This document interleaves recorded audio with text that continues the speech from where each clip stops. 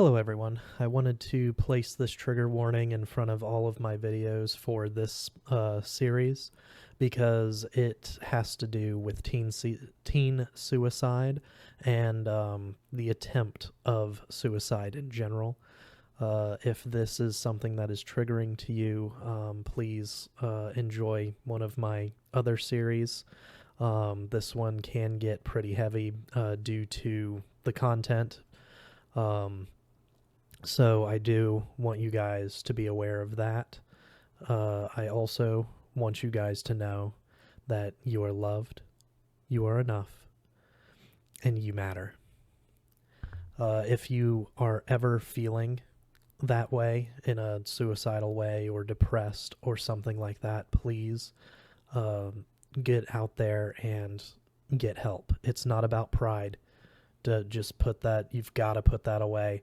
If you are having a rough time, talk to somebody, talk to family, talk to a friend, talk to just a random stranger at the bus stop or something. You know, sometimes it's easier to get off your chest what you're feeling with someone you don't even know compared to someone that's family or friends, just because you don't have to worry about how they're going to think about you or anything like that. You gotta get those feelings out. I've got a couple of numbers here for those that may feel the way that they might be feeling. The purpose of this entire series is to bring awareness to teen suicide and suicide in general. So I do want to give you guys a couple of numbers. The first one, it's pretty simple. It's only 3 numbers. Call 988.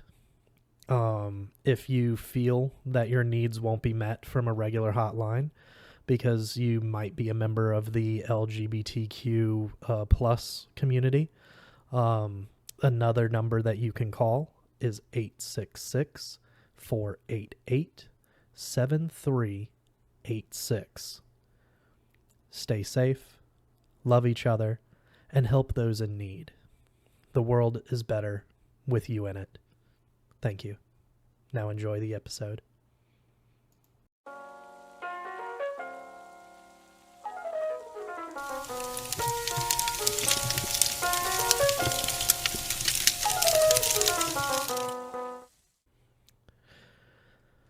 Welcome back, everyone. Today we will be reading Chapter 5. So let's get into it. Chapter 5. Mama Rush lit her cigarette and smacked her yellow lighter down on the table, all the while keeping her gold-rimmed eyes trained directly on mine. I felt like she was staring into my busted brain, counting how many cells I had left. You look better than you did last time I saw you. She took a drag, then pointed to her throat. Got those tubes out and everything. Yes, ma'am. I squinted in my chair, pressing my good hand against the cover of my memory book. I was keeping it in front of me on the table, a white shield with my name down the spine. You stupid? Or you got some smarts left? I smiled. My muscles relaxed, even on my bad side. Something hadn't changed. Mama Rush hadn't changed. She wasn't talking to me like I was an alien or a freak. Smarts. I got some smarts. My words get messed up, stuck on things like waterfalls and credit card blue. It's harder in the real world. Waterfalls. She nodded, taking another slow draw on her cigarette. That's what all the pamphlets said. Stuff about how thoughts and words keep running through your head and how you'll say them whether or not you want to. Drag. Exhale. I've been reading a lot about brain injury, and Lisa pretty much gave me a blow-by-blow of your fight with Todd before you ask. Drag. Exhale. Smoke swirled around her, making her look like a gold and green genie rising out of the metal chair. A genie with white fuzzy hair and a low, scratchy voice. It would have been cool if she could grant wishes, but then She sort of was granting a wish just by seeing me. "Jeannie," I said, then put my good hand over my mouth. "I don't care what you say, so long as I can understand you when it counts. Put your hand down." I put my hand in my lap. She fiddled with her cigarette, then stared at me in that brain cell counting way. "I didn't come to see you again because it was too hard to look at you all messed up like that." My turn to nod. I sort of wished I smoked. "Hate hospitals, too, if you'll remember." Another nod from me. I did remember. "Lisa said it's my fault." "What, you shooting yourself in the head?" I'd say, "Yeah, that's a definite." Mama Rush cackled, then puffed her cigarette nub once more before discarding it into the stand-up ashtray beside her. I didn't cackle. For a second or two, I couldn't even breathe, and not because of the smoke, because Mama Rush believed it. Mama Rush thought I'd been shot in the head, and she sounded pretty sure I was the one who pulled the trigger.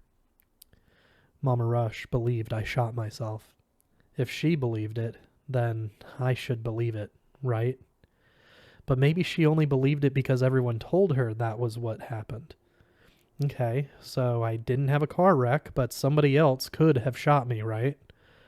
I tried to breathe and coughed. I wondered if I should ask her how she found out, just to be sure, but then I remembered what I was really trying to ask her. "Not me, and, well, you," I pointed back to the building. "Being here, it's my fault, right?" This time I got raised eyebrows. 2 fuzzy white eyebrows. Hadn't thought of it that way. Back in the day, when I first retired from the counseling center, I took care of Todd and Lisa. She pulled out a pack of cigarettes and placed them on the table beside her lighter. I couldn't make out the label, but the pack was green. It matched her robes. Green and gold. I tensed a little, trying not to let my nerves make my thoughts go nuts. "Nothing like an old social worker in a house full of young people," Mama Rush continued. "Todd." His anger bugged me, and Lisa kept staying home to look after me. Then, yeah, you did what you did and all that. I thought they needed their space, and I needed mine. She took out a fresh cigarette. "Besides, my boyfriend lives over here in the next wing to mine. It's easier to see each other when we don't have to drive." "I can't drive," I said, feeling sympathetic. "Keep failing the adaptive test." "The written part?" "No, the therapist part. 4 hours, everybody staring and taking notes." I waved my good hand. "Yuck." "You mean, to get your license, you have to drive around with a bunch of therapists for 4 solid hours?" She lit her cigarette and clucked between puffs. "That's nasty. They don't even do that for us old folks. Not yet, anyways." "Brain injury." I tapped the scar on my temple. "Stupid mark.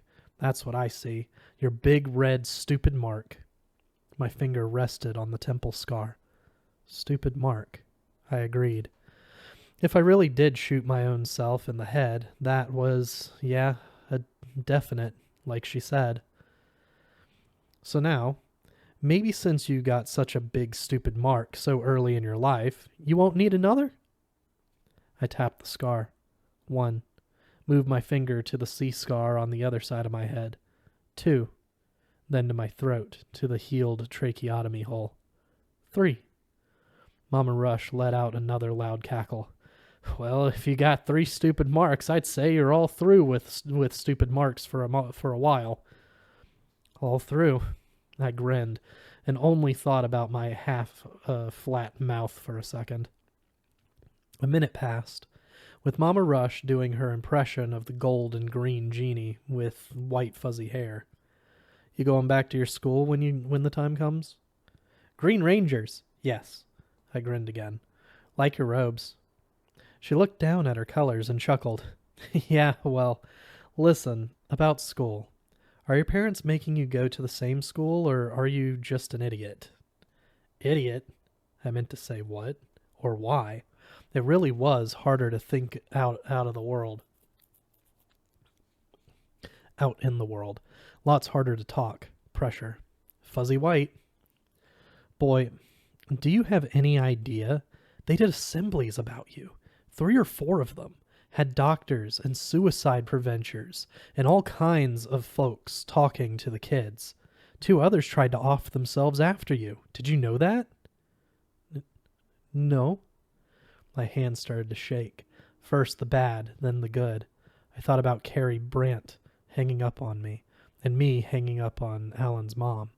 Don't waste my time. I'd rather you didn't call here. I'm not sure you'll find much welcome there, Mama Rush said. But I've got to go back. I asked to go back. How could I go anywhere else? The answers might be there.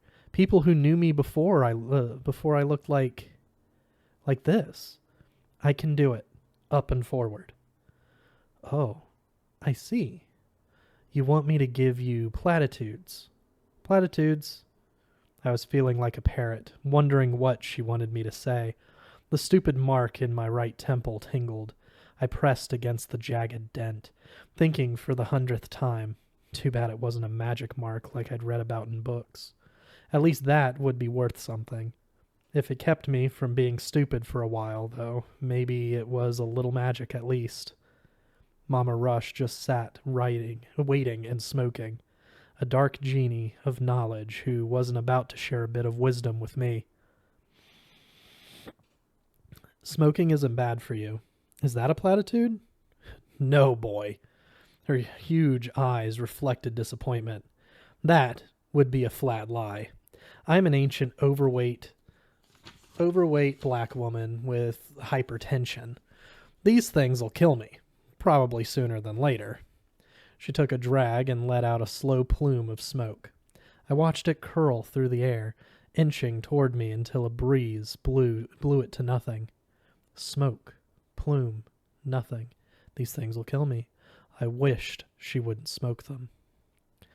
Let's try this again, Jersey. I could tell you that going back to your old school takes lots of courage, that the other kids might have some trouble, but sooner or later they'll come around. I could tell you that you're better off than you were, that shooting yourself in the head made you stronger. She paused, drew on the cigarette, and stared at me. Lies, I said. My scars itched, but I kept still. Smoke. Lies. Of a sort, yes. Designed to make you feel better. I could give you truths instead, but truths hurt a lot. That's okay. Truths from you, please. You were a big-time athlete and a big-time player. She talked in a hurry, like she intended to finish no matter what. You had a future in sports, or at least in college, just like my grandson. Then, God knows why, you went home, put your father's pistol to the side of your thick head, and you pulled the trigger. How do you know that? For sure, I mean. Thick head, trigger, me, pulling it. How do you know I shot myself? I realized I was talking fast too, almost imitating her. I was about to ask again because I couldn't slow down, but she knocked me quiet with a glare that would have dropped a charging rhinoceros. What did you ask me? That didn't come out fast at all. That question came out slow, trickling, each word overpronounced, and her lips barely moved. Even with brain damage, I knew better than to open my mouth. Putting on a suit of armor might have been smart, but I didn't have one. She didn't take a puff or twitch or anything. I can't believe... Socks, socks, socks, socks, thick head, trigger, armor. I wanted to scream. By the time Mama Rush spoke again, I felt like I'd been sent to hell and dragged back out. You listen to me like you've never listened before. If you ever want to get better, if you ever want to fix anything in your life, you own up to your choices. You did this to yourself. You shot yourself in the head, boy. Now look me in the eye and say it. My mouth fell open. My brain shouted for me to do it that second, but I couldn't. How could I own up to something I didn't really believe? The genie looked ready to curse me. What? You're chicken shit enough to cop out on life and you're too chicken shit to admit it? I'm not chicken shit. You're something. Mama Rush flicked her ashes on the ground near my feet. Just lucky you aren't black. Whole family would have thrown you out. Church, too. Everybody who knew you wouldn't even talk to you. Black folks don't commit suicide. She took a drag, blew out the smoke.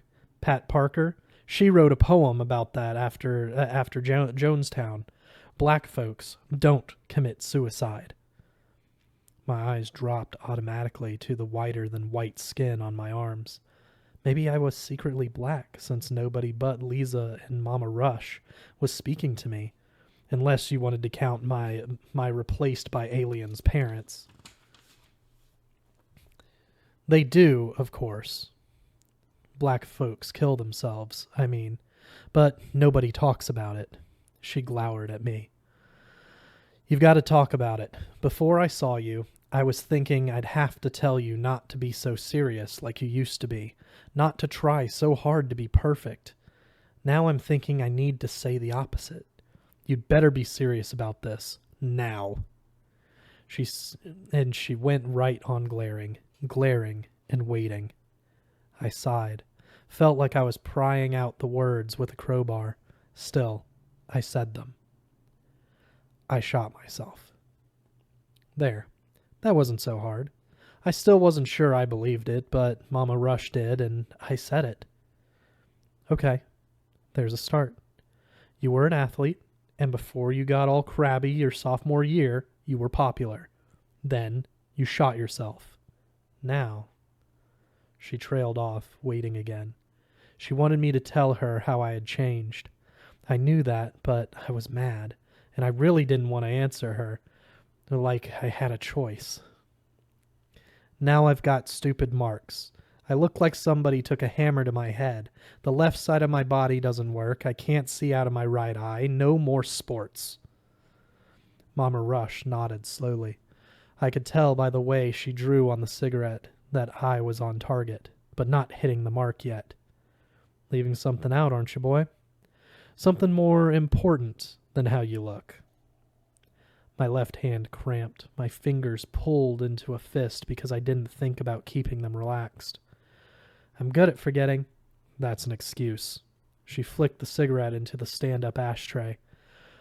Your right now memory isn't that bad if you slow down and concentrate on what you need to remember. And you told me you still had some smarts.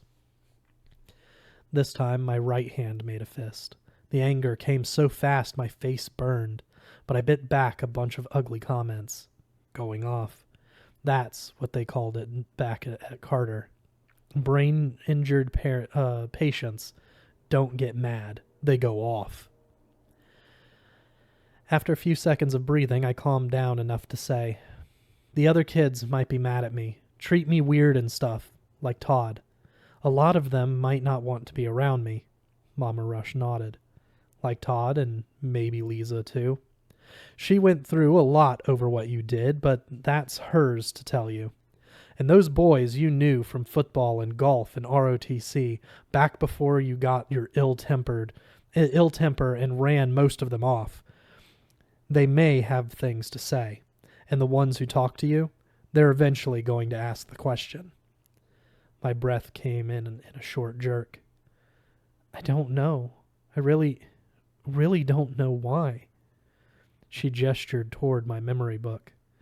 Lisa said you keep your remembering in there, like some of the folks around here at the palace, in notes and lists.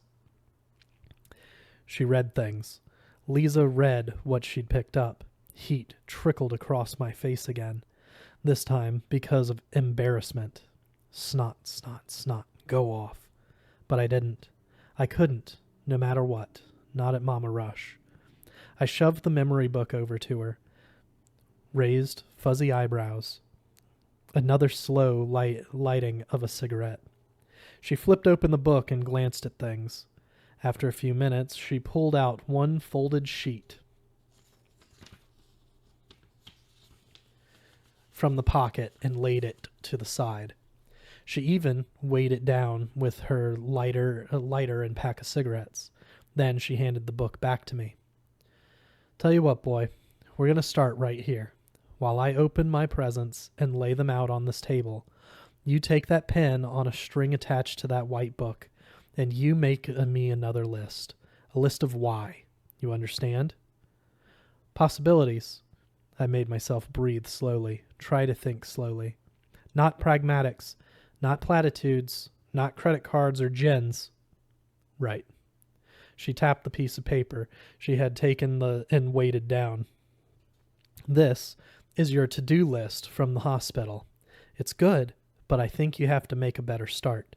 So, I'm going to keep it for now, and go over it with you later when the time is right. In the meantime, you'll make me a why list and work on that. Pragmatics. I tried to smile, but my throat and lips felt tight. Good enough. Now, you get busy, and so will I. I got busy. All the while, in the background, I heard the rustle of plastic, the clink and crunch of pottery, and Mama Rush mumbling to herself. No way would I look up, though. She might have smacked me right in my stupid mark. In between chewing on my pen and trying not to look up, I wrote a new list. 1. Secretly gay. 2. Did something awful I felt guilty. 3. My life sucked. 4. Heard voices telling me to off myself. 5. Parents really brother and sister. Aliens abusive. When I was finished, I dared to raise my eyes. Mama Rush was between cigarettes. She had covered the left side of the table with pieces and lumps of what had been 7 or 8 things I had made for her in recreation.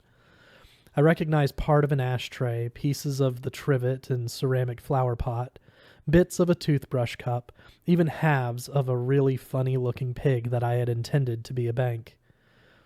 I think I made it way back at the first or second hospital. Broken, I said, miserable and not miserable at the same time. Mama Rush gave me the fuzzy eyebrow treatment and said, "You first." I passed her the list. My heart started to beat really hard. Maybe she knew something I didn't. She was smart, and she'd known me for a long time. She read, her eyes moving line to line, back and forth. I think she even read the why list twice. After a few seconds, she grunted. "Is that the best you can do?" She shoved the list across the little round table, crashing it into my bad left hand. I felt the paper crumble against my stiff fingers, her dark, wrinkled skin pulled tight with her gigantic frown. I winced. I'd grown up hating to make her frown like that. It usually meant a call to my parents, being banned from her yard for a few days, or a lecture that made me wish for a beating instead. You put that gun to your head, shoot your full self right in the brain, and all you can come up with is incest alien parents? She grunted again, like an exclamation point. There's other stuff. I squirmed in the metal chair. What about gay or guilty? Credit cards, thickhead. If you're gay, I'm Big Black Santa Claus flown down from the North Pole. Think, when did you ever want to pinch a boy's butt? I don't remember almost a whole year. I shrugged. Maybe things changed. Everything changed after. Maybe before, too. Well, nothing's changed that much. Mama Rush snatched out a cigarette and lit it with one motion. You were acting funny, but not that kind of funny. More mad and snappy. Didn't eat much, didn't sleep much. Looked all tired and grungy. Stayed to yourself, too. Todd wouldn't tell me why he quit hanging around with you, but I knew you were depressed. Figured it might be drugs or something. You sure were trying to do a lot, and some kids take stuff to speed up or slow down or get stronger, you know? I uncrumpled the list, picked up the pen on a string, and revised the first item to read, "Secretly gay," with a line crossed through it. Maybe on drugs. What kind of drugs, though? Pot, steroids, heroin, meth, lots of choices. I wondered if I should make an entry for each one. Of course, it could have been a woman. Well, at your age, a girl. Moving down, I dropped one more line and wrote, 6. Alana Arroyo. Mama Rush glanced over to my list. She saw what I had written, went very still, then nodded. That's the girl you and Todd fought about. Now we're getting somewhere. Why did we fight over her? Do you know? No. Wish I did, but Todd kept the girls and dating part of his life private. You'll have to ask him. I started to ask her how when he wanted to break my jaw, but she had already turned her attention to all the broken stuff from my bag. These gifts? Thank you for trying, Jersey. You come back here this weekend on Saturday. Every Saturday for a few hours, and we'll see what's what. She lowered her cigarette, letting the smoke make a haze all around us. I suspect we'll find some things can be fixed, but some things are just too broken. I thought about Alana, and Todd, and Lisa, and Dad, and Mom, and school, and assemblies, and the credit card woman in the red dress, and I really thought about my stupid Mark. Some things can be fixed. Some things are just too broken. Credit card blue, I mumbled.